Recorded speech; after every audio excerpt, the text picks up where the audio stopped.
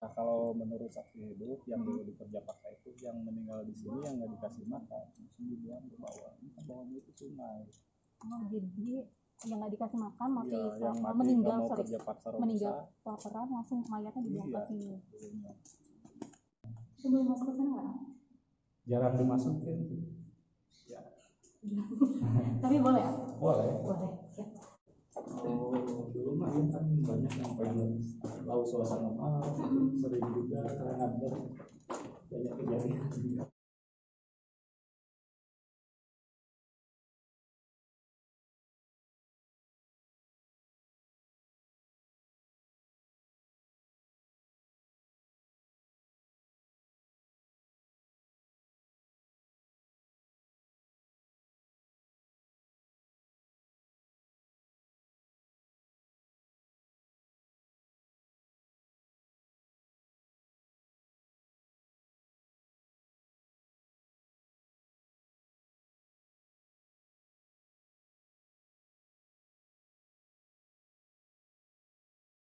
Hai semuanya, kembali lagi dengan aku Sonia. Dan hari ini aku mau ajakin kalian jalan-jalan lagi. Dan hari ini jalan-jalannya di kota Bandung, Taman Hutan Raya Insinyur Haji Juanda.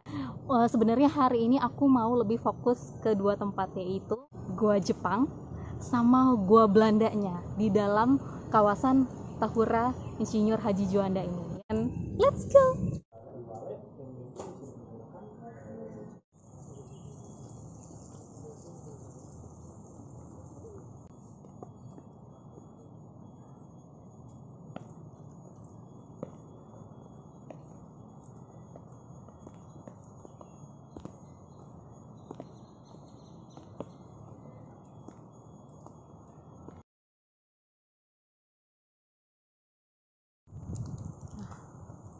Bagus banget tuh tempatnya.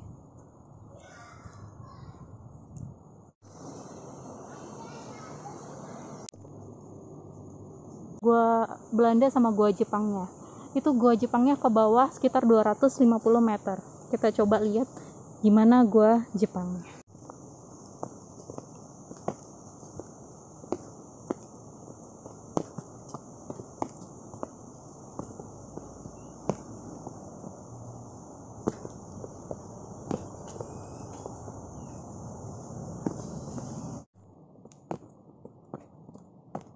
Tahura Insinyur Haji Juanda ini udah bagus banget ya.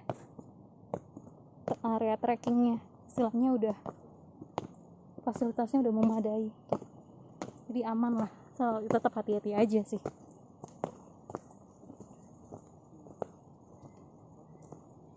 Jadi area Tahuranya ini bener-bener luas banget ya. Dan kalau kalian mau kesini kayaknya lebih enak pagi deh, biar kalian bisa puas untuk datang ke semua objek wisatanya. Oke, sekarang kita udah masuk ke area Gua Jepangnya. Nah, di sini sebelum kita masuk ke Gua Jepangnya, ke Gua Jepang yang benerannya, di sini ada pos penjagaan Jepangnya. Tuh, kalau kalian lihat di dalam, kita mau coba masuk. Nah, sekarang kita coba masuk ke dalam ya. Tadi kata si AA-nya, ini pos penjagaan Jepangnya sekitar 3 meter ke dalam. Kita mau masuk. Dan kurang lebih seperti ini di dalamnya ya. Ini pos penjagaannya. Yuk masuk ke dalam. Nah, tapi sayangnya ada yang gambar-gambar tulisan segala macem gitu di sini. Sekarang kita mau ke area Gua Jepang lagi. Oke, come on.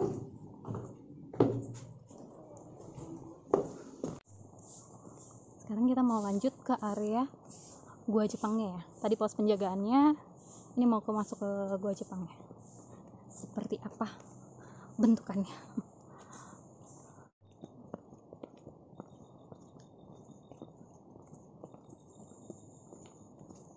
Punten, Kang, ini ya Gua Jepang.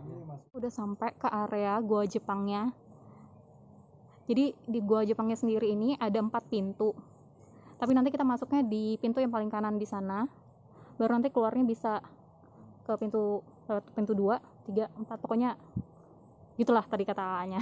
Nanti kita kalau pengen tahu lebih lengkapnya gimana cerita pintu-pintunya ini ya, tentang Goa Jepangnya ini nanti kita tanya sama si AA-nya aja. Ya.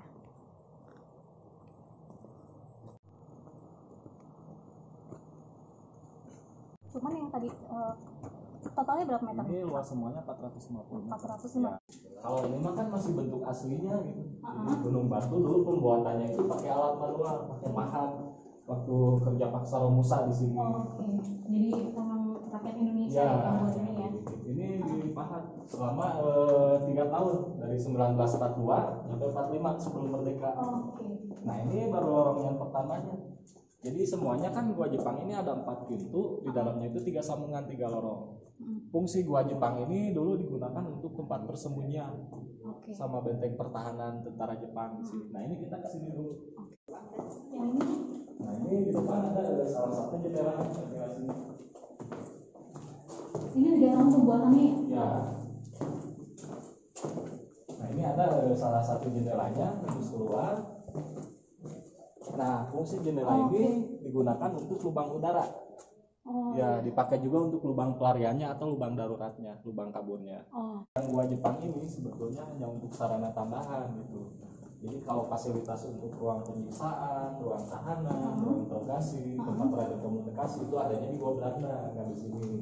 Dulu Jepang sebelum bikin Gua Jepang ini kan memakai dulu fasilitas yang Gua Belanda. Oh gitu. Ya, yang bikin duluan kan Belanda dulunya. Oh jadi sebenarnya si Goa Belanda itu dipakai juga Ya, sama tentara dipakai Jepang. sama Jepang dulu. Oke. Cuma kalau waktu zaman Belanda kan Gua Belanda itu digunakan sama Belanda untuk terowongan air PLTA itu. Ya. Tapi maksudnya ruang penyiksaannya di sana. Kalau ini memang lebih tepatnya ini apa sih?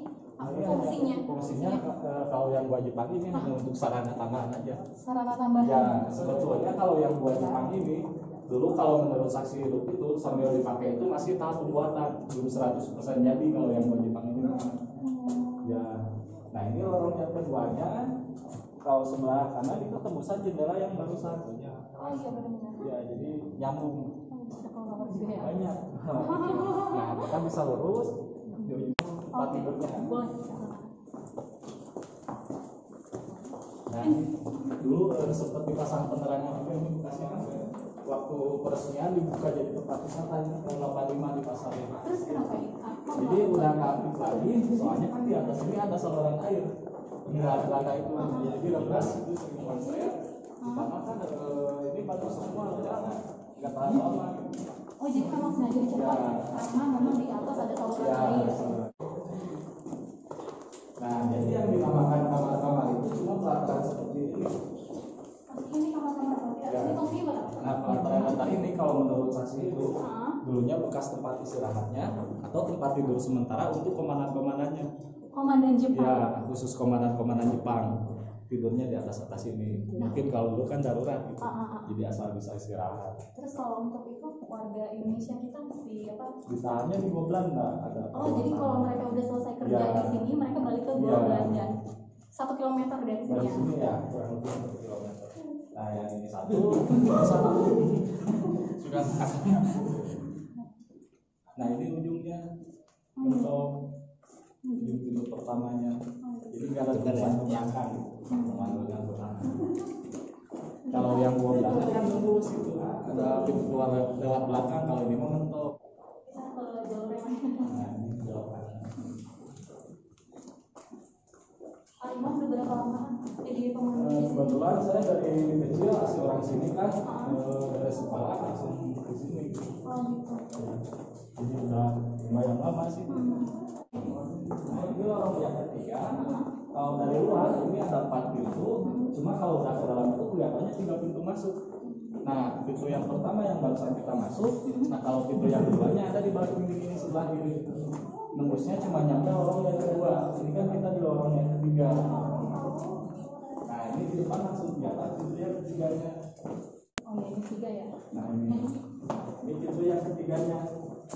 Jadi kalau pintu yang kedua cuma nyampe depan sini, nyampe lorong yang kedua. Sampai sini. Nah ini juga kan masih kelihatan bekas pahatan-pahatannya. Ini rencananya mau dibuatin apa? Iya, mungkin dulunya mau ditembusin lagi. Cuma ya kan belum beres. Dulu kan Jepang keburu pulang waktu Hiroshima sama Nagasaki dibom itu. Jadi memang waktu pembuatannya 3 tahun ya dari Ya, 2 sampai 4. nggak lama kalau yang. Nah, kita bisa lurus dulu. Kalau menurut penelitian juga kan ini letusan Gunung Sunda. Jadi laharnya Gunung Tangkuban Perahu yang mengeras, batu dipahat. Kalau menurut penelitian juga kan nama jenis batuannya itu antoriet atau batuan yang tahan terhadap gempa. Utamanya ini dulunya untuk keluar masuk kendaraan lewat sini untuk mengangkut barang-barang atau logistiknya. Oh, tapi ini yang keempat kan? Iya. Pintu dibilangnya pintu utama. Nah, kalau ke sana itu pelataran juga sama, bisa dilihat. Ini bekas tempat penyimpanan barang-barang logistik. Jadi mobil langsung masuk ke sini kan. Oh, di mana memang lebih besar ya ini diameternya. Ini satu sama juga. Oh, banyak. Kalau ya. Kalau yang gua belanda kan udah kayak rumah di dalamnya juga. Oh gitu. Ya, udah di tembok, udah dicat putih, jadi nggak terlalu gelap seperti ini. Tapi ini memang bukan karena sengaja dibuat gelap kayak gini, tapi karena memang ada saluran air gitu. Ya. Kalau sebelah kanan itu ada jendelanya satu lagi bisa dilihat.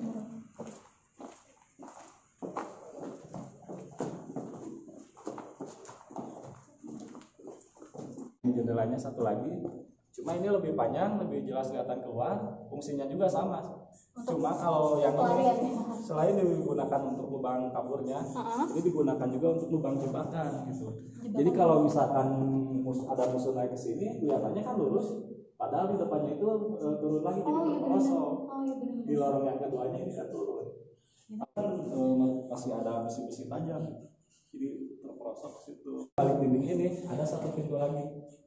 Itu yang kelimanya, kalau dari luar kelihatan, jadi belum nembus. Oh, belum nembus. Ya, kalau ditembusin sekitar 2 meteran nembus ke pintu yang kelima. Pintu yang kelima. Kalau dari luar kelihatan. Sebelum masuk ke sana nggak? Jarang dimasukin. Ya. Tapi boleh ya? Boleh. Boleh. Ya. Kita keluar dulu ya. Kalau yang itu lebih panjang, cuma mentok ke satu pintu. Pintu kelima. Jadi kalau teman-teman mau ke sini boleh, kalau misalnya nggak mau sendirian bisa ditemenin sama Iwan, sama teman-teman yang lain ya, sama anak-anak yang lain keluar. Nyambung. Nah, ini lorong yang keduanya tempat jendela yang baru. Nah, oh iya benar-benar. Oh banyak ini.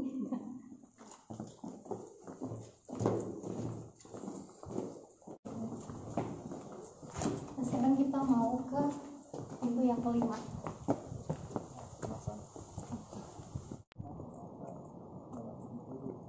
Wih, tapi beneran ya kalau misalnya kita kesini kita nggak ngelihat itu turunan ya, orang bisa jebakan banget ya. Kalau kita pengen tahu sejarahnya nggak apa-apa, karena sering juga kejadian Kayak kurva ya gitu. sering ngantor juga sering juga. Kalau dulu kan boleh pengen tahu suasana malam juga kan kesini. Oh gitu. Ini yang kelima Ya. Oke, semuanya. Jadi bentar ya. Tadi Iwan bilang sebenarnya tadi kalau kita lihat di sana itu cuma ada 4 pintu, tapi ini ada pintu yang kelima, dan pintu yang kelima ini sebenarnya jarang banget dimasukin. Kita pengen lihat pintu yang kelima dari Gua Jepang. Punten. Ini agak ini ya.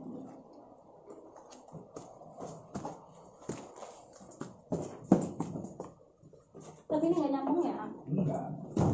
Mentok aja tuh sampai di sana. Lebih banyak kelelawar. Lebih karena jarang dimasukin. Iya.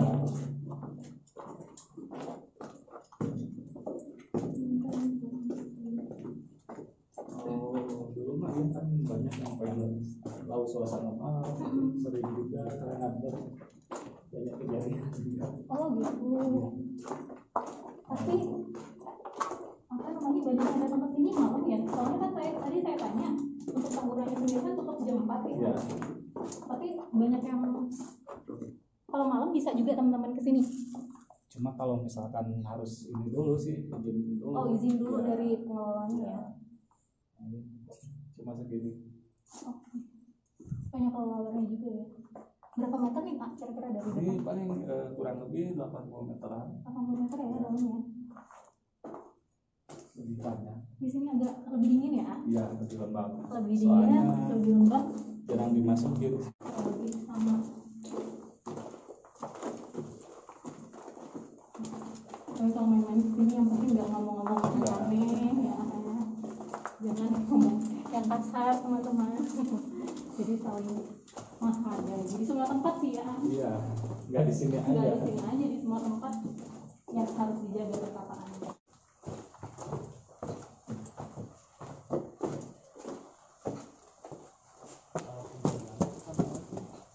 Belandanya? Ya, Belandanya. Ya dari sini kurang lebih ya 800 meteran. 800 meter. Ya. Tapi ada aroma beda dari yang lainnya gitu. Terus agak lebih dingin. Iya. Kayak masuk itu langsung kayak Ya, soalnya kan ya jarang dimasukin. Tapi kalau kejadiannya mah banyak ya, kayak teman-teman kesini. Banyak.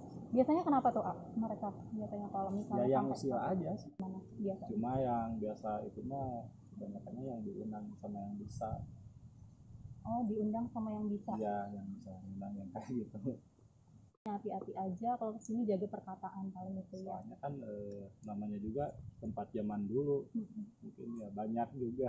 Walaupun tadi Aywan nggak bilang ini tempat tempat penjaranya atau tempat penyiksaannya bukan di sini, tapi mungkin aja di saat itu ya namanya yang kita matinya bilang juga mungkin banyak.